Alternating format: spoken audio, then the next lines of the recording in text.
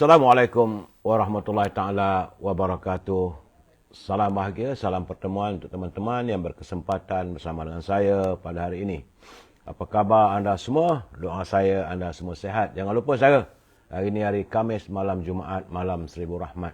Saudara, berdoalah kita pada Allah SWT agar dijauhkan segala musibah, agar segala permasalahan yang kita alami dapat segera diusaikan. Ya, saudara Khai, saudara Syukur Jamil, saudara Abdul Ghani, saudara Aidi Azlan, Aiman Syahmi, Awang Badli, saudara Ahmad Izahan, ya, saudara Syukur Jamil. Saudara begitu juga saya Yaya Armin, Cik Rosli, Rashdan Jaafar, Abdul Qadir, teman kita Elias Muhammad. Itu Zamari LC, Sabah Malam menemani saya. Terima kasih bersama dengan Izzuddin dari Pulau Pinang. Begitu juga Hani Abdullah, Jalal Ali, saudara Yen Iskandar, apa khabar semua? Pejabat pembela hadir dari Kulim, Kedah, katanya Muhammad Kapli. Begitu juga Ahmad Mab, Nur Azman dari Pokok Sena, Kedah. Saudara Hashim Atan, apa khabar sahabat? Moga sehat. Saudara Syah Ibrahim, saudara Abu Samah dari Bukit Pucung 2. Saudara Muhammad Raimi, Muhammad Siddiq. Salam selamat malam. Saudara Puan Halimah Ismail. Saudara Mat Nazri Syafi'i. Saudara Rosini Korengot dari Sarawak. Apa khabar Puan Rosini Korengot? Saudara Wan Din. Puan Hamidah Kamat, saudara Rashdan, saudara Mat Zaki, Abdul Qadir, Puan Syarifah Hafifah. Begitu juga Awang Badili, saudara Azman, ya saudara. Waifadi. Dan teman-teman, saya bersiaran di tiga-tiga rangkaian, ya saudara. Jadi, tapi tak boleh sebut, kalau sebut air marah. Terima kasih Puan Zizah Jin mengantar sekuntur mawar merah, kembang, mekar. Dan mekar jugalah di hati saya, Puan Zizah, ya. Saudara Pak Chu dari Langkap Pahang. Sudah Salih Lembang. Sudah Pak Cu bukan Langkap Pahang, Langkap Perak. Yop, minta maaf yop. Saudara Pelangi Senja, Rahim Aim. Itu juga Umi Kalsum, Jebat Pembela. Waalaikumsalam. Saudara Syahrani Salmah dari Sri Iskandar. Saudara Fuzil Uzair. Itu juga Mama Asidir dari Kuantan. Puan Hasnah, Madam K. Azizah Arazaina. Mokhtar Ma'ruf. Jemput hujan. Dan nak datang dah sekarang ni nak macam mana sahabat? Puan Nur Maria, saudara Nur Ali, Muhammad Asidir dari Kuantan, saudara. Dan teman-teman yang tak sempat saya santuni, saya mohon maaf. Saudara, kerana kita senantiasa diberi waktu. Seperti biasa, saya menjelaskan hari ini hari Khamis, malam Jumaat, malam seribu rahmat. Lepas saya bagi pencerahan ini, kalau boleh duduklah di tikar semayang, kita bertahajud. Dan yang terbaiknya, kita bangunlah sepertiga malam. Kita berdoa pada Allah SWT, memohon apa saja permintaan anda. InsyaAllah, tidak ada doa dan permintaan hambanya yang tidak akan ditunaikan. Semua akan ditunaikan oleh Allah, sama ada buruk atau baik. Cuma persoalannya, apakah doa kita sampai ke tak sampai. Itu persoalannya, saudara. Sama ada Allah SWT dengar atau tidak. Itu cerita dia. Kadang-kadang kita doa kita tersangkut di awang-awangan. Kerana, faham-fahamlah sendiri. Saudara Wan Zawawi, dari Dungun, Terengganu, saudara Nia Idris, Puan Lasna, saudara Rahman, Richard Bakri, saudara Maruzik, saudara Faris Badarudin, Norifah Idris dari Kuala Kangso, Perak Yung, Richard Bakri, Muhammad Faridun. Baik, saudara. Hari ini tanggal 16 November. Jangan lupa, saudara, sudah pun lebih daripada setengah bulan November. Lepas nanti bulan Disember. Lepas Disember, penutuplah tahun 2023 dan kita membuka lembaran tahun 2024, saudara. Itu gambaran kehidupan kita, masa berjalan begitu pantas sekarang, saya. Dan hari ini adalah merupakan hari yang ke-1335. Sudah 1335 hari virus sebut melanda negara kita dan belum ada tanda-tanda usai. Saya belum menerima penjelasan daripada Kementerian Kesihatan mengatakan dah tak ada dah virus sebut. Tapi apa yang saya dapat, masih ada lagi berlegar dan macam minggu lalu 5 orang kematian. Jangkitan 2,000 lebih. Saya haraplah minggu ni tiada kematian. Mudah-mudahan, saudara. Ya, saudara Lim Kim Lun dari Taiping, Perak. Saudara, jadi sebab itu musim-musim hujan ni, pertama sekali jagalah kebersihan kita. Yang kedua, kita pastikan bila kita pergi mana-mana majlis, lakukan penjarakan sosial. Itu paling penting, saudara. Hanya kitalah menjaga diri kita dan keluarga kita, saudara. E-commerce kita mula malam besok, saudara. Ya, saudara. Baik. Karena malam-malam Jumaat ni, saudara, jangan lupa kita perbesarkan, kita memperteguhkan dalam segmen naluri kehidupan. Ini bagi saya penting, tapi saya perlu jelaskan, saudara, bahawa saya bukannya da'i, saya juga bukan ustaz yang punya tauliah. Apa yang saya lakukan hanyalah sekadar memetik tulisan kawan-kawan, saudara. Sebenarnya, saudara, banyak orang bercakap soal penyakit, banyak penyakit. Antaranya penyakit batin. Ia adalah satu penyakit yang tidak dapat dilihat oleh mata kasar. Tetapi dapat kita pastikan berdasarkan tindak tanduk, tingkah laku serta percakapan mereka yang suka kepada maksiat. Dalam arti kata lain, saudara, penyakit batin adalah ada berhubung kait dengan penyakit rohani, saudara. Antara contoh penyakit batin adalah hasad, takbur. Hasad tu sama dengan dengki, saudara. Sombong, angkuh, suka melebarkan, memfitnah, kemudian memecah belahkan masyarakat, atau juga apa-apa saja yang berkaitan dengan perbuatan yang negatif. Jadi apakah tindakan ini kita andaikan bukan penyakit batin? Kerana mereka yang menderita penyakit ini selalunya mereka tidak peduli. Tidak ambil peduli kerana mereka menganggap ia bukan penyakit kronik yang harus diubati. Walaupun ia tidak memudaratkan anggota fizikal, saudara, tapi lama-kelamaan ia boleh memberi kesan pada rohani jika tidak diubati segera. Jadi persepsi masyarakat Islam terhadap penyakit batin ini amat berbeza, saudara, berbanding dengan fizikal. Sebab itulah ramai orang yang tidak memperdulikan, tak ambil kisah. Bagaimanapun perlu diingatkan, saudara, apabila sampai masanya, bila kita menghadap ilahi, menghadap Allah, saudara, penyakit fizikal akan kita tinggalkan di dunia ini, saudara. Tetapi penyakit batin yang mendap di hati akan dibawa bersama. Kalau kita tak sempat bertaubat semasa hayat kita, pasti ia akan memberi kesan jangka panjang ketika di akhirat kelak, saudara. Sebab itu malam-malam Jumaat ni, saudara, sebelum tidur, kita bertaubatlah. Taubat nasuha, minta pengampunan daripada ilahi. Serta kalau boleh ampunkanlah kawan-kawan kita kalau mereka berdosa dengan kita. Saya cakap tahu terang, saudara, sahabat-sahabat semua, sama ada anda yang maki saya dan sebagainya, tak apalah bagi saya.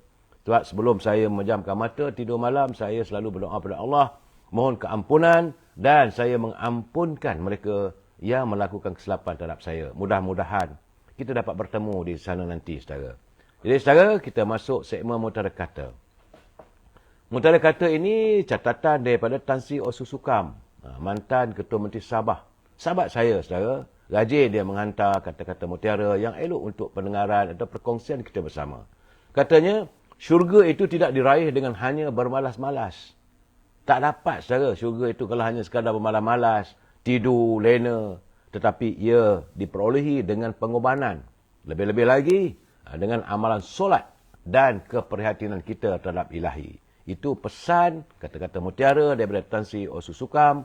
Saya ucapkan terima kasih, Tan Sri. Moga Tan Sri juga dalam keadaan sihat walafiat berbahagia bersama family, saudara. Baik, saudara, tak salah untuk kita saling ingat-mengingati. Sebab itu saya sentiasa mengingatkan pimpinan negara supaya janganlah berbelanja wang negara tanpa had kerana kita bimbang. Seandainya wang negara dibelanjakan tanpa had, negara boleh muflis. Peringatan saya pada teman-teman, sahabat-sahabat yang menyunting semula live saya ini dan dimasukkan dalam mana-mana channel, saya tak marah. Tetapi anda harus bertanggungjawab atas setiap suntingan yang anda lakukan. Kerana saya tidak mampu untuk memantau setiap suntingan anda. Ingat, saudara, ini pencerahan politik dan kalau ada pun sedikit, satu dua berita-berita terkini yang saya sampaikan. Tapi ia pencerahan politik. Dalam pencerahan politik, saudara, kita mesti berpegang pada prinsip. Kita mesti bersetuju untuk tidak bersetuju. We must agree to disagree. Kalau saudara tak bersetuju, nak bangkang, nak hantar tulisan, tak ada masalah. Hantarlah pada saya. Saya sedia untuk menatap dan melihatnya. Kalau ada waktunya, kita boleh berbincang. Tetapi gunakanlah bahasa yang harmonis. Kerana kita adalah warga cinta damai yang menyantuni setiap persoalan secara harmonis. Ingat, saudara, ini negara kita, negara yang sentiasa harmonis sifatnya. Baik, saudara. Saya bermula dengan keprihatinan. Saya melihat begitu perhatiannya Duli Yang Mulia Sri Paduka Baginda Yang Tuan Agong. Hari ini di Rompin, saudara, Duli Yang Mulia Sri Paduka Baginda Tuan Agong Al-Sultan Abdullah Riyataudin Al-Mustafa Billah Shah. Baginda berkenan untuk mendengar taklimat persediaan menghadapi banjir di Pahang, iaitu terutamanya di taman di negeri Rompin, saudara. Pada sesi taklimat itu, baginda menitahkan, saudara, begitulah keprihatinannya, baginda menitahkan supaya semua pihak bersiap sedia sebaik mungkin dan mengambil berat aspek kebersihan di pusat pemindahan sementara PPS yang dibuka bagi setiap kali kita mengadakan pusat pemindahan sementara bila berlakunya banjir. Bagaimanapun, baginda telah disembah maklum sebanyak 763 kawasan di Pahang. 763 kawasan telah pun dikenal pasti mempunyai risiko banjir dengan Temerloh dan Jerantut merupakan daerah pertama serta kedua tertinggi berisiko. Sebab itu semalam Yang Amat Berhormat Datuk Seri Zahid Hamidi, Presiden UMNO dan juga Menteri Haiwal Pembangunan Luar Bandar, beliau telah pun berada di Temerloh untuk melihat persiapan yang disediakan dalam menghadapi bencana yang akan mendatang, saudara. Kerana Jerantut juga mempunyai menjadi daerah pertama serta kedua tertinggi risiko. Selain itu, terdapat 290 lokasi berisiko yang bakal mengalami masalah jalan terputus akibat dinaiki air, saudara. Jadi berdasarkan jangkaan Jabatan Meteorologi Malaysia, Met Malaysia menyatakan antara lain Kuantan, Pekan dan Rompin diramalkan menerima hujan pada skala sederhana tinggi bulan ini dan disusuli dengan skala sangat tinggi pada bulan Disember. Sementara daerah lain diramalkan menerima hujan pada skala sederhana sepanjang tempoh musim timur laut. Jadi 3 kawasan itu yang dijangkakan menerima curahan hujan yang agak tinggi. Jadi sebab itu sebagai persediaan sebanyak 159 pengkalan hadapan telah pun dipersiapkan. Dan 856 pusat pemindahan sementara dengan kapasiti boleh menampung sekitar 166,295 orang yang disediakan di semua daerah. Sementara 264 lokasi pendaratan helikopter dikenal pasti bagi misi penyelamat serta pengantaran bantuan jika penggunaan aset udara diperlukan. Jadi untuk tugas itu, Sultan Abdullah turut disembahkan bahawa jawatan kuasa kecil pemindahan dan menyelamat mangsa banjir Pahang terdapat sejumlah 5,770 orang pegawai. Dan 693 kenderaan darat serta 232 aset air. Sebab itu, baginda menekankan bahawa aspek kesihatan perlu ditekankan. Sebab itu, baginda mahu spesialis kesihatan pada musim banjir ini dipertingkatkan. Antaranya, kalau mereka yang dijangka bakal melahirkan anak, bagaimana keadaannya bila berada di pusat pemindahan sementara. Begitu juga yang mengalami sakit tua, saudara, individu memerlukan ubat yang berterusan dan terlantar. Jadi tuanku begitu prihatin terhadap rakyatnya. Ampun tuanku, itulah junjungan kasih rakyat pada tuanku kerana tuanku sentiasa prihatin pada rakyat. Baik saudara, itu laporan di Rompin. Tapi bagaimana pula tentang banjir? Kabarnya jumlah mangsa banjir di Kedah terus meningkat saudara. Hari ini sejumlah 261 mangsa telah pun ditempatkan di 2 daerah iaitu di Kota Star dan Kubang Pasu. Itu setakat jam 4 petang tadi, saudara. Menurut Ketua Sekretariat Jawatankuasa Pengurusan Bencana Angkatan Pertahanan Awam, Major Muhammad Syuami Mat Zain, jumlah itu meliputi 221 mangsa banjir di daerah Kota Star dan 40 orang lagi di Kubang Pasu. Jadi katanya 3 pusat PPS diaktifkan di Kota Star, iaitu di Sekolah Kebangsaan Titi Gajah yang menempatkan 101 orang mangsa banjir, Sekolah Menengah Kebangsaan Alor Merah. Alor Merah, Alor Merah, lebih kurang begitulah di Kedah orang panggil Alor Merah, tapi setengah orang panggil Alor Merah, saudara. Ya. Seramai 105 orang dan Sekolah Kebangsaan Taman Aman 15 orang. Jadi antara kampung yang terjejas akibat banjir ialah di Kota Star ialah Kampung Seberang Cegar, Kampung Alor Gunung, Kampung Pulau Kerengga, Kampung Pulau Senjaya, Kampung Alor Perang, Kampung Bohor, Kampung Anak Bukit, Kampung Gunung dan Kampung Seberang Alor Gunung, saudara. Itulah 9 kawasan kampung yang telah pun dinaiki air dan penduduk terpaksa dipindahkan, saudara. Di Kubang Pasu pula seramai 40 mangsa banjir dipindahkan ke PPS Sekolah Kebangsaan Malau yang dibuka sejak Isnin lalu. Jadi lokasi terjejas bandar banjir ialah di Kampung Lahar, Kampung Tok Keong, Kampung Tok Teh dan Kampung Biak. Dan seandainya cuaca hujan berlanjutan, Saudara Muhammad Syami berkata bilangan mangsa banjir negeri itu dijangka akan terus meningkat. Bagaimanapun, anggota APM masih melakukan pemantauan di kawasan terjejas. Dalam pada itu, paras air di 4 sungai di Kedah terus meningkat melebihi paras bahaya setakat jam 4 petang tadi, saudara. Jadi berdasarkan maklumat dalam laman sesawang Public Info Banjir, 4 sungai berkenaan ialah Sungai Anak Bukit di Taman Aman, di Jambatan Ta, serta Sungai Laka di Kampung Padang Pasir, dengan paras air menunjukkan tren terus meningkat, saudara. Paras air di Sungai Pendang, di Pekan Pendang pula sudah melebihi tahap mamaran, manakala Sungai Kedah di Jambatan Lebuh Raya di Kota Star melebihi paras waspada. Agak berbeza, saudara, itu di Kedah. Berbeza di Perak apabila mangsa banjir di 3 daerah malam tadi, saudara, nampaknya telah berkurangan kepada 187. Daripada 217. Sebelum ni 217, tapi malam tadi tinggal 187. Menurut Sekretariat Pengurusan Bencana Negeri Perak, PPS Dewan Serbaguna Cikus ditutup sepenuhnya pada jam 6.30 petang tadi, saudara. Manakala PPS Dewan Orang Ramai Seri Kinta juga ditutup pada jam 7 malam. Dan 4 PPS masih beroperasi, iaitu di arah Serbaguna Padang Tembak di Hilir Perak dengan 98 mangsa. Jadi kawasan di Hilir Perak yang turut terjejas saudara lama, dah masuk 2 minggu. Begitu di Krian pula kekal dengan 23 orang daripada 4 keluarga. Jadi keadaan begini yang nampaknya masih lagi di daerah Kinta, di daerah Hilir Perak. Hilir Perak ni saudara termasuklah Teluk Intan, saudara, kawasan-kawasan tersebut masih mengalami banjir. Dulu-dulu, saudara, zaman saya dulu selalunya kalau itu di kawasan Bota Kanan, Bota Kiri, Kampung Gajah, sebab ada sungai Perak yang besar. Tapi nampak gayanya peparitan, siliran dapat diperbaiki. Tapi yang sekarang ni yang terkesan banyak di Hilir Perak di kawasan Teluk Intan, saudara. Baik, itulah laporan yang dapat saya laporkan berhubung kedudukan banjir di seluruh negara saat ini. Kita masuk dalam salam dari Gaza, saudara. Dan rupanya sekarang ni, saudara, di saat ini, saudara, isteri pemimpin negara, isteri Raja, Presiden, Perdana Menteri, rupanya ada pertemuan, rupanya, saudara. Sebab itu, menurut Raja Permaisuri Agung, Tuanku Azizah Aminah Maimunah, baginda menggesa agar pemimpin dunia mendesak supaya gencatan senjata segera dilakukan dalam konflik Gaza Israel dan membuka koridor bantuan kemanusiaan secara kekal di semenanjung Gaza. Titah baginda, pemimpin dunia perlu dalam menyokong usaha yang diselaraskan oleh organisasi kemanusiaan untuk menghantar bekalan penting dan membantu kumpulan tempatan di lapangan.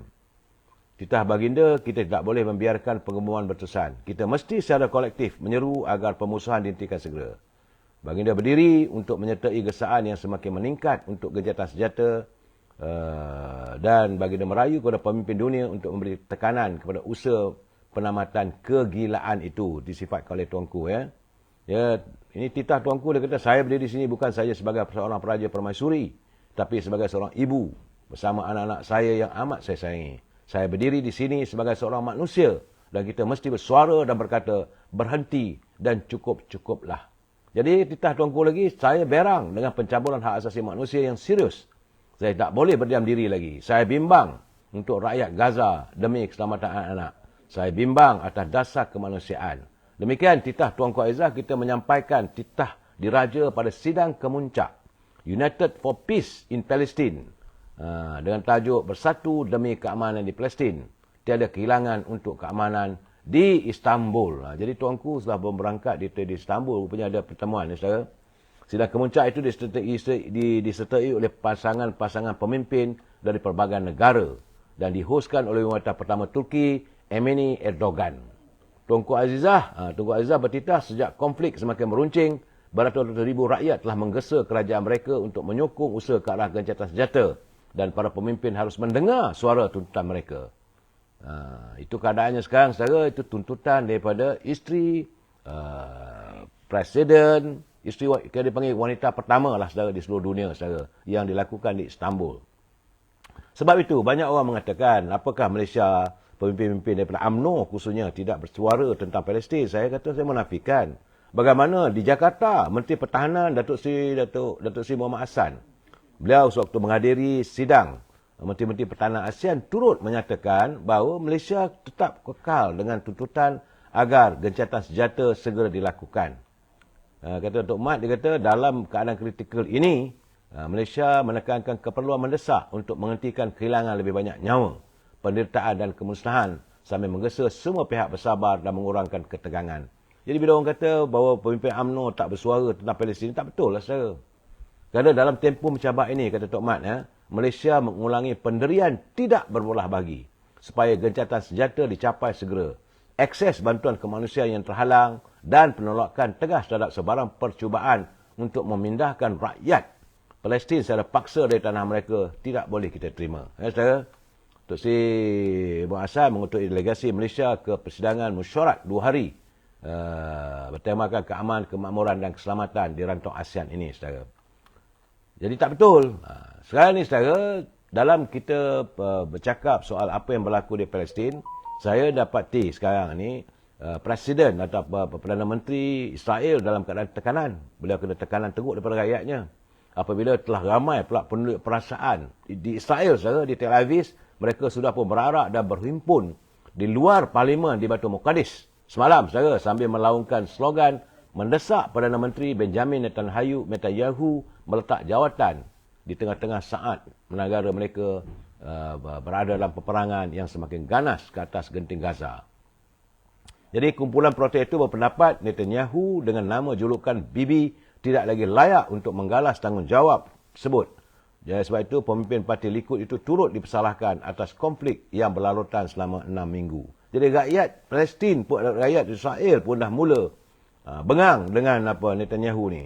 Sebab itu kata mereka selagi beliau pegang jawatan Perdana Menteri, ia hanya akan membahayakan kami dan anggota tentera. Netanyahu wajah berundur. Itu jerit daripada penunjuk perasaan di hadapan bangunan Parlimen di Tel Aviv, saudara.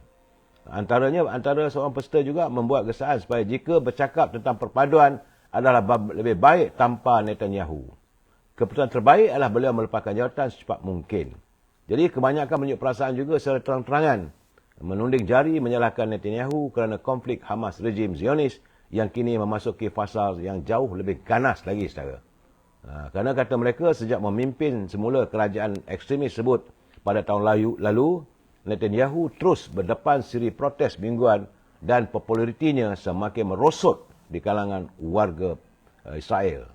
Sementara itu, saudara, untuk kali pertamanya sejak perang, saudara, pemimpin parti pembangkang Israel iaitu Yair Lapid, dia menyeru agar Benjamin Netanyahu undur meletakkan jawatan sebagai Perdana Menteri. Mengikut portal berita Al Jazeera melaporkan dalam temu bualnya dengan saluran berita Channel 12 Israel, tokoh pembangkang itu menegaskan Netanyahu sepatutnya meletak jawatan kerana beliau telah kehilangan kepercayaan daripada rakyat. Netanyahu harus segera berundur semasa pertempuran ini berlangsung. Kita perlukan sebuah kerajaan yang boleh dipercayai, katanya. Lapid mencadangkan para parti pemimpin beliau boleh membentuk sebuah kerajaan dengan Likud Netanyahu dan parti politik lain. Dalam masa yang sama, Times of Israel melaporkan Likud mengkritik seruan yang dibuat Lapid dan menuduhnya bermain politik semasa perang. Secara dalam keadaan begitu, di New York, Majlis Keselamatan Pertubuhan Bangsa-Bangsa Bersatu akhirnya mencapai resolusi menggesa agar gencatan kemanusiaan segera dan dihentikan pertempuran antara Israel dan pejuang Hamas di semenanjung Gaza. Majlis 15 anggota itu akhirnya mengatasi kebuntuan yang menyaksikan 4 percubaan tidak berjaya untuk mengambil tindakan bulan lalu. Jadi Majlis Keselamatan akhirnya menerima pakai resolusi menyeru pembebasan segera dan tanpa syarat semua tebusan yang dipegang oleh Hamas. Amerika Syarikat, Rusia dan Britain yang merupakan kuasa veto majlis, mereka berkecuali daripada mengundi mengenai resolusi digubah oleh Malta, sementara 12 ahli lain mengundi menyokong. Rusia gagal dalam bidaan saat akhir untuk meminda resolusi bagi memasukkan gesaan untuk gencatan kemanusiaan segera yang membawa kepada pemberhentian permusuhan. Jadi kebuntuan majlis itu sebahagian besarnya tertumpu kepada sama ada mahu meminta gencatan kemanusiaan ataupun gencatan senjata. Jadi gencatan kemanusiaan biasanya dianggap kurang formal atau lebih pendek berbanding dengan gencatan senjata yang perlu dipersetujui oleh pihak yang bertelagah. Amerika Syarikat telah menyokong idea gencatan kemanusiaan. Rusia pula mendesak agar gencatan senjata, dua perkara berbeza. Amerika kata gencatan kemanusiaan, Rusia kata gencatan senjata. Kalau gencatan kemanusiaan hanya bawa keluar, merawat orang bangsa perang. Tetapi kalau gencatan senjata, total shutdown. Itu keadaannya Rusia menekankan. Jadi resolusi semalam juga sebenarnya tidak mengecam tindakan Hamas. Inilah merupakan titik perpalahan bagi sekutu Israel. Kerana Amerika Syarikat dan Britain saudara mahu mereka mengecam Hamas. Tapi bagaimanapun resolusi semalam tidak mengecam Hamas. Jadi bagaimanapun majlis itu menyeru gencatan dan koridor kemanusiaan untuk dilakukan sesegera mungkin. Memang Rusia telah pun 2 kali gagal untuk mendapatkan undi minima yang diperlukan. Sementara Amerika terus melakukan memveto resolusi yang digubal oleh Brazil dan Rusia serta China. Ini keadaannya, Amerika masih lagi bermain politik di peringkat Pertubuhan Keselamatan Bangsa-Bangsa Bersatu. Saudara. Jadi susulan kebuntuan Majlis Keselamatan bulan lalu, Perhimpunan Agung PB yang dianggotai oleh 193 buah negara telah pun menerima pakai resolusi pada 28 Oktober lalu. Saudara. Dan makanya semalam, maka kebuntuan itu dapat dicapai daripada 15 kerana cuma 3 negara saja yang tidak bersetuju. Tapi kejahatan senjata perlu dilakukan di Timur Barat di Timur Tengah, saudara. Tapi bagaimanapun, saudara, ini sikap kurang sopan, saudara. Ini sikap degil, keangkuhan rejim Zionis, saudara. Apabila wakil tetap Israel ke Pertubuhan Bangsa-Bangsa Bersatu, Gilad Erdan, dia dakwa resolusi yang menggesa gencatan keamanan di Gaza yang dicapai oleh Majlis Keselamatan Pertubuhan Antarabangsa itu tidak memberi sebarang makna selain disifatkan terpisah daripada realiti. Jadi artinya Israel masih lagi mahu meneruskan peperangan.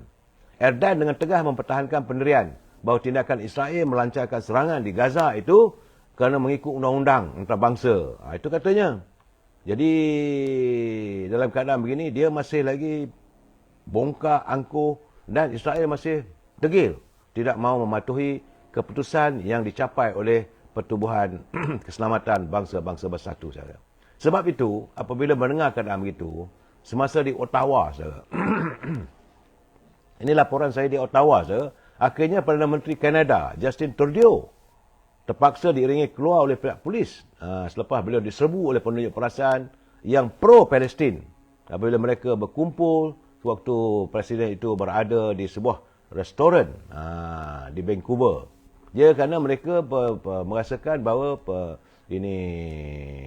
Kanada masih tidak tegas dalam menuntut. Walaupun Trudeau telah menyatakan bahawa dia menuntut agar segeralah dihentikan. Tapi rasanya penunjuk perasaan itu tak puas hati. Begitu juga sekarang di London. Di London saya mendapat laporan bahawa orang ramai berkumpul di luar Dewan Parlimen. Itu di Westminster, saudara. Orang ramai berkumpul di luar Dewan Parlimen London pas malam menuntut agar ahli parlimen mengundi untuk menyokong gencatan senjata di semenanjung Gaza. Sebab yang tak bersetujunya Amerika, Britain, saudara. 2 negara ni. Jadi penunjuk perasaan melakukan slogan saat ahli parlimen mengundikan usul yang dicadangkan oleh Parti Kebangsaan Scotland sama ada menyokong gencatan senjata di Gaza. Ya, saudara? Usul berkenaan menyeru kerajaan untuk bersama-sama dengan masyarakat antarabangsa mendesak semua pihak yang berkaitan supaya bersetuju dengan gencatan senjata. Ya, penunjuk perasaan itu tiba kira-kira jam 5 petang. Ya, saudara? Sambil mengibarkan bendera Palestin, orang ramai turut mengecam ahli politik yang enggan menyeru pada gencatan senjata di wilayah terkepung, di mana angka kematian kini telah pun melebihi 11,000. Saudara? Jadi dalam keadaan begitu, sekarang ni saya melihat kedudukan Perdana Menteri di England juga dalam keadaan cukup tersepit di mata rakyatnya. Kerana mereka tidak melihat bahawa perbalahan, peperangan di Gaza itu adalah peperangan agama. Sebaliknya adalah soal kemanusiaan apabila melihat kezaliman dilakukan terhadap anak-anak, saudara. Sebab itu sekarang ni, saudara, Ketua Tabung Kanak-Kanak Pertubuhan Bangsa Bersatu UNICEF semalam menyifatkan keadaan di semenanjung Gaza bagaikan padang jarak, padang terkukur kerana serangan kejam Israel di wilayah Palestin yang telah dikepung. Dia katanya, hari ini saya melihat sebenarnya Gaza untuk bertemu dengan kanak-kanak, keluarga mereka dan kaki tangan UNICEF. Apa yang saya lihat dan dengar amat mendukacitakan. Mereka terpaksa mengarungi bom berulang kali, kemusnahan dan hilang tempat tinggal. Demikian menurut laporan agensi Anadolu yang memetik kenyataan pengarah eksekutif UNICEF, Catherine Russell. Saudara, Pegawai Pertubuhan Bangsa-Bangsa Bersatu berkata lebih 4,600 kanak-kanak terbunuh dan hampir 9,000 lagi cedera di semenanjung Gaza. Ramai kanak-kanak hilang dan dipercayai tertimbus di bawah runtuhan bangunan. Itu nasib yang berlaku pada warga Gaza. Kekejaman yang melampaui batasan, saudara. Anak-anak yang tak berdosa yang dijadikan sasaran oleh kekejaman Zionis, saudara. Sebab itu pihak UNICEF menggesa sebuah pihak terlibat dalam konflik Gaza segeralah menghentikan kekejaman. Saya sekali lagi katanya menyeru semua pihak supaya memastikan kanak-kanak dilindungi dan dibantu mengikut undang-undang kemanusiaan antarabangsa. Itu keadaan, saudara. Dan sebab itu Presiden Turki Tayyip Erdogan dia masih lagi berterusan dia menyifatkan Israel sebagai negara pengganas yang melakukan jenayah perang serta melanggar undang-undang antarabangsa. Jadi Turki berterusan mengutuk Israel. Saudara. Sebab itu bagaimana kata Presiden Hamas, Presiden Mahmud Abbas, ya saudara. Dia mengatakan rakyat Palestin sedang berhadapan dengan penindasan tidak bertamadun dan perang pembantaian, itu pembunuhan beramai-ramai secara terbuka terhadap rakyat Palestin di semenanjung Gaza dan juga di tebing barat. Ini adalah perang terhadap kewujudan rakyat Palestin, terhadap identiti kebangsaan Palestin, identiti bumi Palestin dan identiti penghuninya, kata Saudara Mahmud Abbas. Sebab itu bila menambah, pembunuhan di Gaza akan menjadi satu sumpahan kepada penjajah dan mereka sebaliknya atau pihak yang terus berdiam diri terhadap jenayah yang dilakukan terhadap rakyat Palestin harus membayar harga yang mahal. Saya dah bagi tahu semalam, saudara. Saya nampak walaupun perdamaian itu akan dicapai, gencatan sedang berlaku dilakukan, tapi rakyat Palestin tidak mungkin akan dapat mampu untuk melupakan dendam mereka terhadap kekejaman Israel di mana memutuskan menghilangkan anak-anak dan membunuh keluarga mereka dan yang paling penting sekali habis tak ada lagi tinggal tempat tinggal. Semua dirobohkan jadi padang jarak, padang terkukur. Inilah kezalimannya. Sebab itu saya haraplah saudara kita rakyat negara kita ni janganlah kita terus berbalah sampai mengundang masalah sebegitu. Baik saudara, apa cerita khabar dari San Francisco? Kerana saat ini Perdana Menteri kita masih lagi berada di San Francisco menghadiri persidangan APEC. Dan hari ini saya difahamkan bahawa kerajaan Malaysia telah pun menandatangani perjanjian dengan Google yang dikatakan bakal mewujudkan peluang pekerjaan untuk negara kita sebab Google akan melabur di negara kita dengan pelaburan yang tinggi di mana menjelang tahun 2030 jumlah peluang pekerjaan adalah lebih kurang 47,900. Peluang pekerjaan dapat dijana melalui perjanjian bersama itu. Dan ekonomi akan manfaat ekonomi bernilai lebih kurang 28 bilion dolar Amerika. Demikian menurut Menteri Pelaburan, Perdagangan dan Industri Datuk Tengku Zafrul Aziz yang mengalu-alukan sumbangan berterusan Google kepada rakyat di Malaysia dalam membangunkan ekonomi negara, saudara. Dalam waktu yang sama, menurut Datuk Seri Anwar Ibrahim, dia kata kestabilan politik amat penting. Tetapi dasar yang jelas adalah sama penting bagi mana-mana ekonomi untuk berkembang maju. Beliau berkata walaupun dasar yang jelas dan konsisten adalah diperlukan, namun pelaksanaan dasar yang berkesan turut memainkan peranan penting untuk menarik para pelabur. Ini kenyataan beliau di San Francisco, saudara. Jadi sebab itu katanya, sudah tentu pelaksanaan yang berkesan, kita semua bercakap mengenai kemudahan menjalankan perniagaan. Itu katanya berucap pada sidang kemuncak ketua-ketua pegawai eksekutif kerjasama ekonomi Asia Pasifik APEC yang ke-30. Beliau selaku Menteri Kewangan, selaku Perdana Menteri mengetui delegasi ke San Francisco. Itu saya dah dapat laporan. Baik, saudara, kita masuk bab inilah lakonan orang politik. Saya katakan segmen ini segmen lakonan orang politik, saudara. Dan saya dipahamkan bahawa selepas 4 ahli parlimen bersatu bertindak menyokong Perdana Menteri Datuk Seri Anwar Ibrahim, kini tiba pula giliran adanya, katanya, tapi tak tahu siapa, wakil rakyat daripada PAS yang bakal melakukan tindakan yang sama. Itu yang sedang berlaga di sekitar kawasan koridor di Parlimen. Kerana katanya antara yang dikenal pasti adalah ada 2 orang ahli parlimen daripada PAS yang sering berada di bilik backbencher. Di parlimen saja ada satu kawasan tu backbencher. Itu selalunya kawasan ini bilik itu ada makan, minum dan berbual-bual di kalangan ahli parlimen, Barisan Nasional dan Kerajaan Perpaduan. Dan bilik backbencher itu sekarang ni sebab backbencher Kerajaan Perpaduan dipengusikan oleh Datuk Johari Gani. Saudara, jadi kabarnya batuk ni tak habis lagi ke? Kabarnya dua ahli parlimen daripada PAS itu boleh dikatakan setiap hari berada dalam kawasan tersebut. Dan nampaknya lebih mesra dengan warga ahli parlimen daripada UMNO Barisan Nasional. Jadi soalnya, apakah mereka akan menyertai perikatan membantu ataupun menyokong Perdana Menteri? Ini yang menjadi perbualan sekarang ni. Jadi sekarang ni macam mana pun, saya berkeyakinan dua orang ini sudah pun nampaknya lebih mesra untuk bersama dengan pimpinan Datuk Seri Anwar Ibrahim. Mungkin cuma PAS ni pelik sikit lah. Kalau dia menyokong je, mereka kena pecat. Itu saja saya tak tahu tindakan dan sebagainya. Bagaimanapun terpulang pada parti mereka, kita jangan campur. Kita tengok saja. Cuma saya dapat tahu. Dan begitu juga di Perlis hari ini, saya ketua pimpinan Parti Bersatu sudah mengamuk. Dan minta supaya Menteri Besar di Perlis daripada Parti PAS meletak jawatan kerana katanya tidak menghormati beliau untuk dilantik sebagai exco kerajaan dalam kerajaan PAS di Negeri Perlis. Itu masalah mereka lah, saudara. Sebab tu saya nampak sudah ada, mereka tidak lagi nampak sekata. Sudah ada perbalahan antara mereka. Dalam waktu yang sama ada baik pula dengan ahli-ahli parlimen daripada UMNO Barisan Nasional.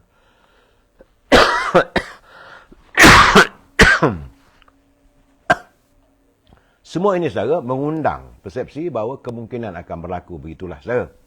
Bagaimanapun, apabila heboh mengatakan bahawa adanya ahli-ahli parlimen yang menyokong, 4 orang yang menyokong Datuk Seri Anwar Ibrahim, saudara, kononnya mereka dibayar, ada tekanan, akhirnya Suruhanjaya Pencegah Rasuah.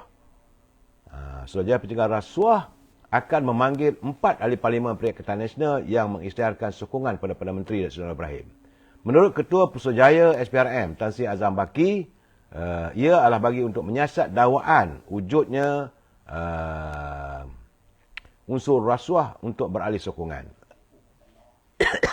Jadi katanya buat masa ini kita tunggu laporan dari polis. Siasatan terbuka akan dijalankan dalam tempoh terdekat. Itu katanya dalam ketika menyampaikan ucap tama persidangan anti rasuah sedunia. Saudara, ya. Jadi katanya laporan polis terhadap keempat-empat ahli parlimen berkenaan dibuat pada Isnin lepas dan polis merujuk kepada SPRM untuk siasatan lanjut kerana laporan itu lebih tertumpu kepada elemen rasuah. 2 hari lalu, saudara, Menteri Dalam Negeri Datuk Seri Saifuddin Nasution berkata polis dan SPRM bersedia untuk menjalankan siasatan secara profesional terhadap laporan kononnya terdapat unsur umpan, habuan dan ugutan berkaitan dengan sokongan 4 orang ahli parlimen tersebut. Jadi itu keadaan, saudara. SPRM akan memanggil mereka untuk siasatan. Bagaimanapun, ahli parlimen jeli, sahabat saya, saudara Zahari, dia menafikan menerima rasuah maupun ugutan daripada broker politik. Ini dia dah mula bersuara. Dia menjelaskan atas keputusannya menyatakan sokongan kepada Perdana Menteri Datuk Seri Anwar Ibrahim dan menegaskan tidak mahu tindakannya itu terus menjadi isu yang dikontroversikan ataupun dipolemikan oleh setengah pihak. Dia katanya sokongan yang dinyatakan kepada Datuk Seri Anwar Ibrahim bukan atas dasar kepentingan diri. Sebaliknya untuk 60,000 rakyat di Parlimen Jeli yang sepatutnya mendapat pembelaan.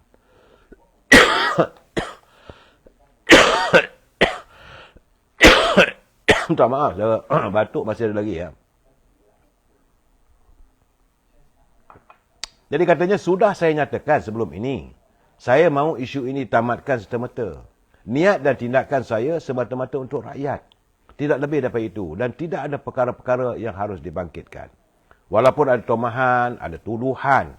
Kononnya tindakan beliau tu ada unsur-unsur ugutan, segukan dan pengaruh.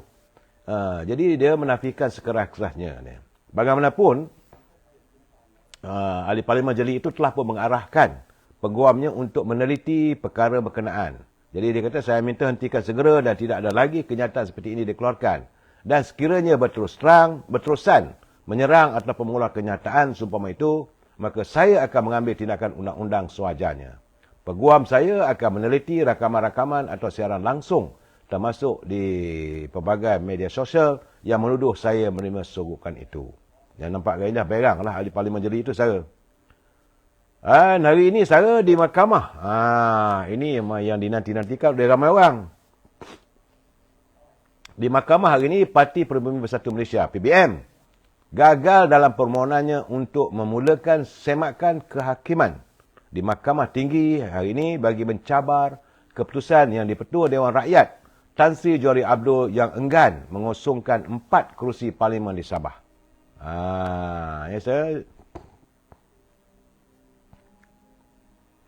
Mereka menuntut supaya 4 kerusi Parlimen di Sabah dikosongkan, tetapi Speaker enggan mengosongkan. 4 kerusi itu melibatkan ahli Parlimen Papa, iaitu Datuk Armizan Muhammad Ali, iaitu Khairul Firdaus Akbar Khan, ahli Parlimen Batu Sapi, Datuk Jonathan Yassin, ahli Parlimen Ranau, dan Datuk Mat Bali Musyah, ahli Parlimen Sipitang.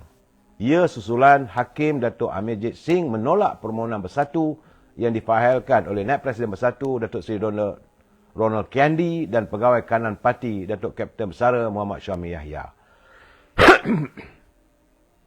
Jadi Amijit berkata mahkamah terikat dengan keputusan kes di Mahkamah Persekutuan bahawa mahkamah tiada bidang kuasa untuk mempersoal keputusan Speaker Dewan Rakyat berhubung kekosongan 4 kursi berkenaan.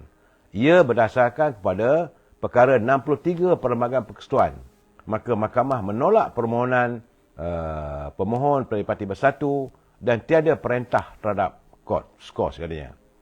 Saudara, pada 28 April lalu, Bersatu memfailkan tindakan undang-undang untuk memohon supaya Datuk Tan Sri Johari mengisytiharkan 4 kerusi Parlimen di Sabah. Jadi bagaimanapun benda itu ditolak oleh Speaker. Dan akhirnya sekarang ni cubaan pimpinan daripada Parti Bersatu agar diadakan pilihan raya di 4 kawasan tersebut gagal dan semua 4 ahli Parlimen itu dapat kekal sebagai ahli Parlimen. Demikian keputusan Mahkamah Tinggi hari ini, saudara. Baik, saudara. Usai tentang apa yang berlaku, lompat-melompat dan sebagainya, saudara, saya masuk segmen di pilihan raya negeri, pilihan raya kecil di Kemaman. Bagaimanapun, saudara, saya baru mengingatkan pada mereka yang berhasrat untuk menghadiri acara penamaan calon. Jadi rakyat diingatkan bagi mereka yang terlibat secara langsung dengan proses penamaan calon pilihan raya kecil Parlimen Kemaman pada Sabtu ini supaya berhati-hati dan peka dengan keadaan cuaca serta perubahan sekitar.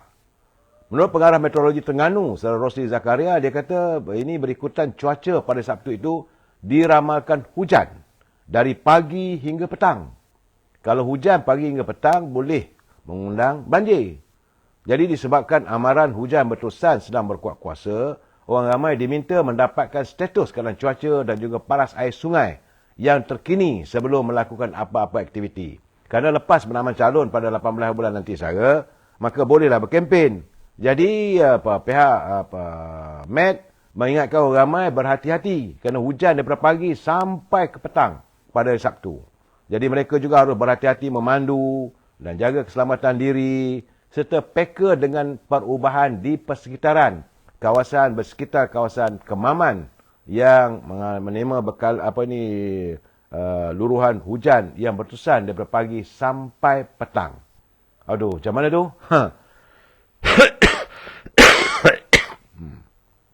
Itu peringatan pada mereka yang mau ke Kemaman untuk penamaan calon. Besok hari Jumaat, lusa lah, saudara. Baik, saudara. Agak menarik saya tengok apabila Menteri Besar Kedah yang amat berhormat Datuk Seri Sanusi, dia mengatakan Barisan Nasional tidak akan mampu merampas kursi Parlimen Kemaman walaupun meletakkan calon heavyweight. Saudara. Jadi selaku pengarah pilihan raya, Datuk Seri Muhammad Sanusi berkata calon hebat yang diletakkan belum tentu membawa kemenangan, katanya, saudara. Jadi, macam-macam lah. Macam-macam faktor dikatakan itu dan ini. Tapi saya melihat saat ini mereka sudah pun mula diburu keresahan. Sebab itu, tak tahulah sekarang katanya malam ini pukul 8 tadi belum ada kenyataan lagi. Saya belum menerima kenyataan siapakah calon yang akan diturunkan bertanding oleh mewakili parti PAS. Sedangkan kita dah turun dari awal lagi. Dulu, selalunya kita, UMNO lah yang selalu terlewat sekali.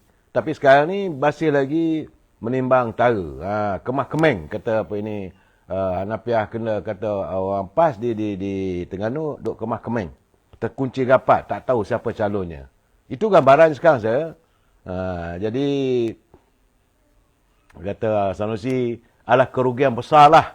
UMNO meletakkan calon heavyweight untuk bertanding di Kemaman. Saya melihat bahawa dia memperakui bahawa kehadiran Tan Sri Raja Effendi itu sebagai calon heavyweight, mana mereka mengakui lah wibawa calon yang diturunkan oleh UMNO. Yang tidak boleh dibeli, yang tidak ada latar belakang yang tak baik, saudara, orang yang dihormati.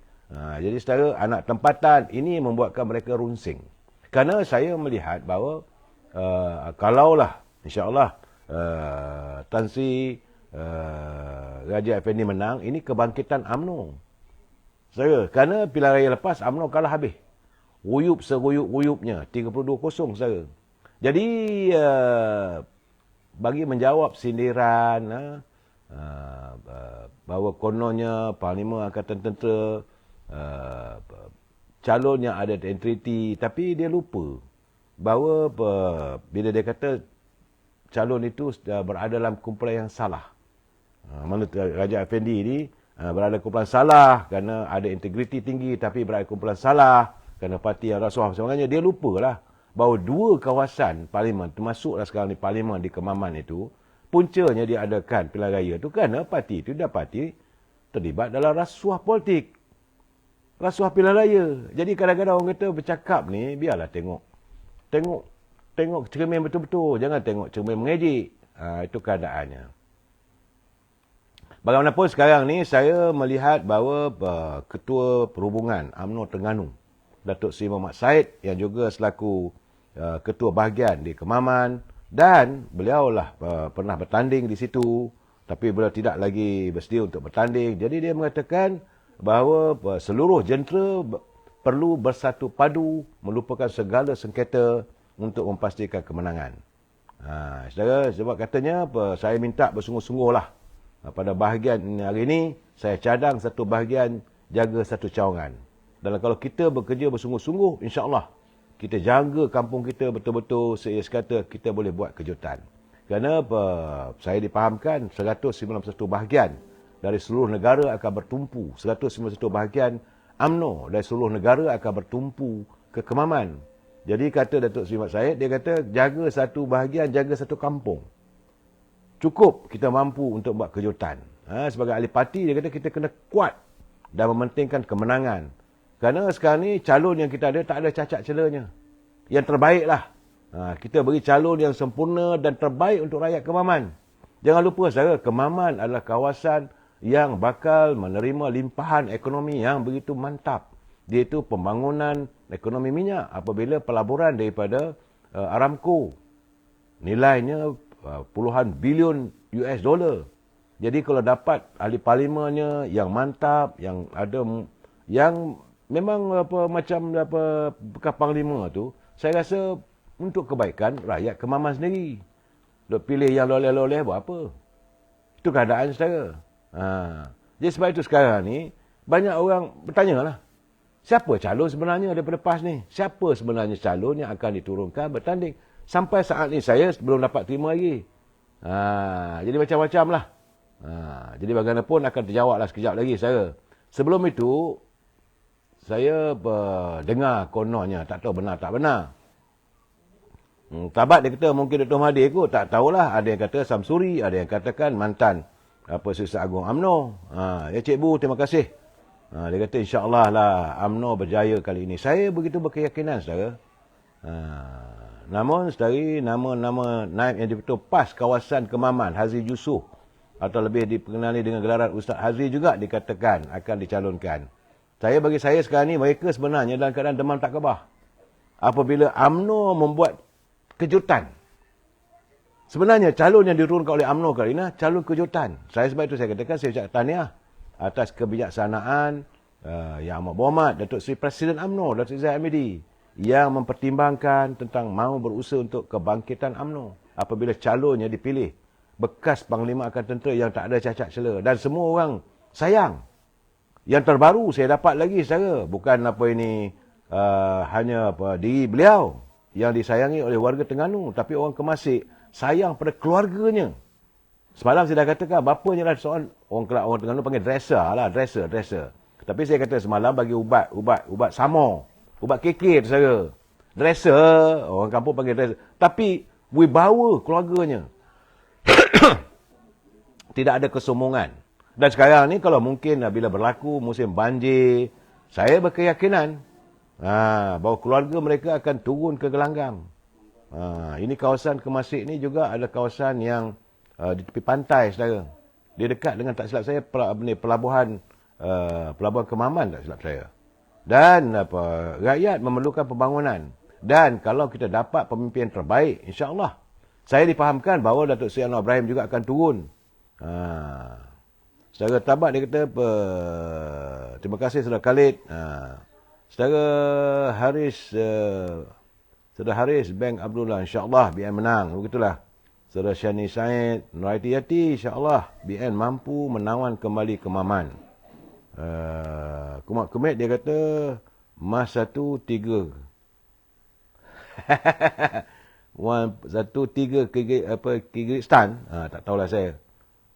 Saudara Rabudin Paslat dia kata dengar nama calon je dah gelabah. Macam mana begitu keadaan saudara? Memang sekarang ni pimpinan di sebelah sana sedengar sebut nama, maklum sajalah saudara, Pak calon ini bukan calon kaleng-kaleng.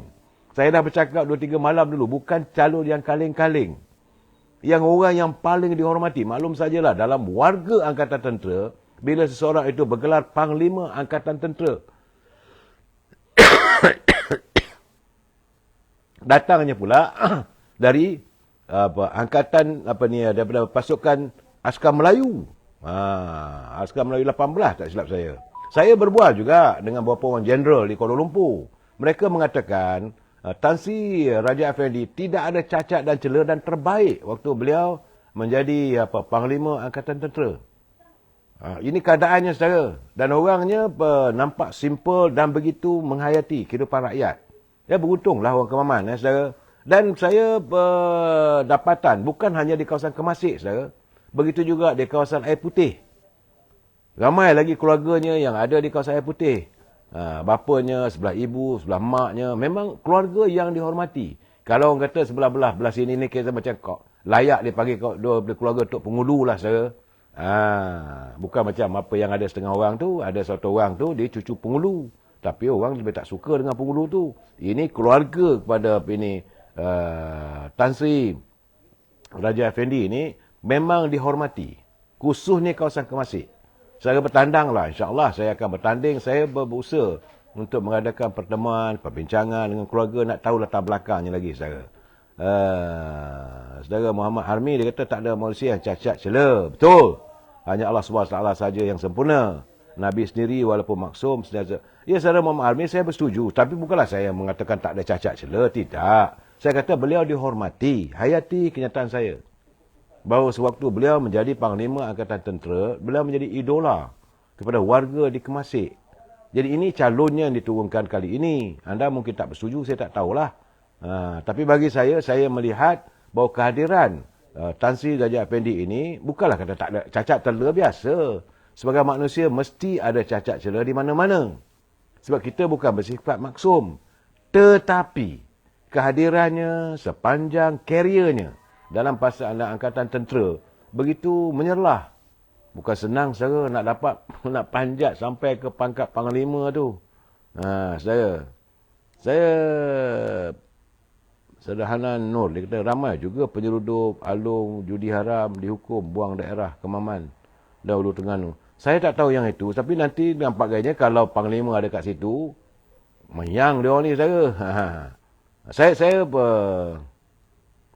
Saudara haya, dia kata lesen judi dapat tak kalau NBM menang? Apa benda je di judi ni?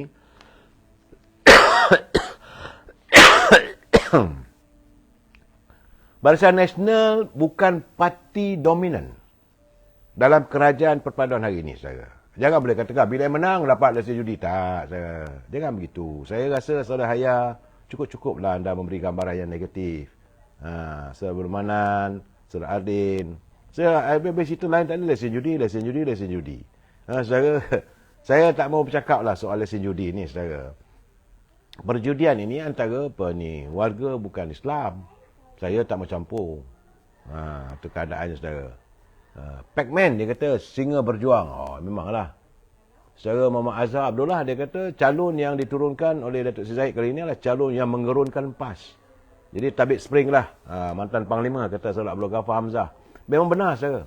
Kita betul-betul tabik spring kepada Panglima. Dan diturunkan nama itu menggemparkan. Dan mereka pun tak menyangka bahawa UMNO Barisan Nasional berkemampuan menurunkan seorang calon yang sebegitu latar belakangnya. Dan sekarang ni nak apa ini? Sebab itu semalam saya katakan bahawa ahli parlimen keterih. Dia begitu yakin bahawa Tan Sri Raja Effendi akan menang bila dia kata saya bersedia berhadapan dengan Panglima Angkatan Tentera di parlimen. Jadi bila sebut begitu, mana getinya dia sudah mengalu-alukan kehadiran Tan Sri Raja Effendi di parlimen. Dia getinya dia dah calon PAS. Getinya dia tahu bahawa insya-Allah akan menang. Itu gambarannya, saudara. Saudara Nurhayati Yati, dia kata pemimpin jadi mesra rakyat lagi senang dikati dan mengambil perhatian pada rakyat.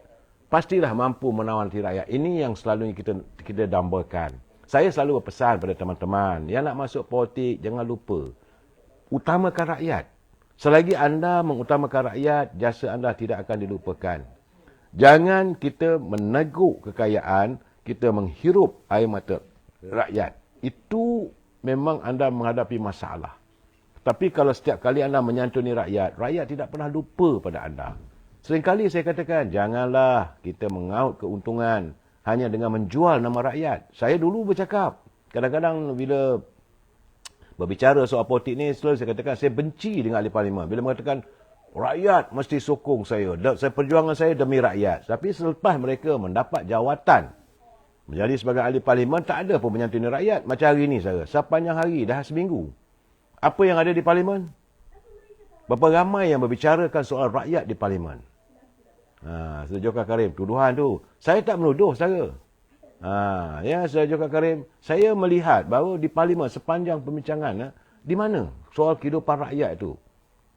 Sebab itu saudara Mitop, dia kata saya yakin biar akan menang. Saya merasakan sudah sampai masanya pemimpin-pemimpin politik mengutamakan rakyat. Jangan jual nama rakyat untuk mendapat kekayaan. Jangan gunakan rakyat untuk kamu berada sebagai pemimpin. Tak percaya saya dengarlah bicara nanti sepanjang musim pilihan raya di Kemaman nanti. Mesti adalah kami berjuang demi rakyat. Berjuang demi rakyat bila menang di parlimen, dengar sendiri. Saya hari ini pun malah nak buka. Malah nak dengar di parlimen. Tak ada cerita apa. Saudara, insya-Allah saudara Tabat dia UMNO akan menang. Saudara Hamidah Abdul Hamid, dia kata warga Kemaman wajib undi calon UMNO kali ini. Dia confident menang lah, dia kata. Saudara Hanan Nur, dia kata moga cemerlang dalam tentera akan diteruskan kecemerlangannya kepada rakyat Kelantan. Saya nampak, saudara, kehadiran Tan Sri Raja Effendi ni begitu dialu-alukan. Sebab saya kata 3 malam, 4 malam dulu saya katakan warga net lebih popular, lebih suka kalau boleh jadi calon. Dan sekarang ni warga di Kemaman pun mereka tak sabar-sabar menunggu besok hari Jumaat lusa penamaan calon. Cuma saya nak ingatkan pada anda yang nak pergi menghadiri penamaan calon, memang pun sudah ada kerahan bahawa ahli-ahli penyokong-penyokong UMNO Barisan Nasional bolehlah hadir seawal 7.45 pagi untuk menghadiri acara program penamaan calon. Tetapi bagaimanapun saya mengingatkan lagi pada hari Sabtu hujan. Jadi sediakan payung sebelum hujan. Jangan pula pergi-pergi basah nanti saudara.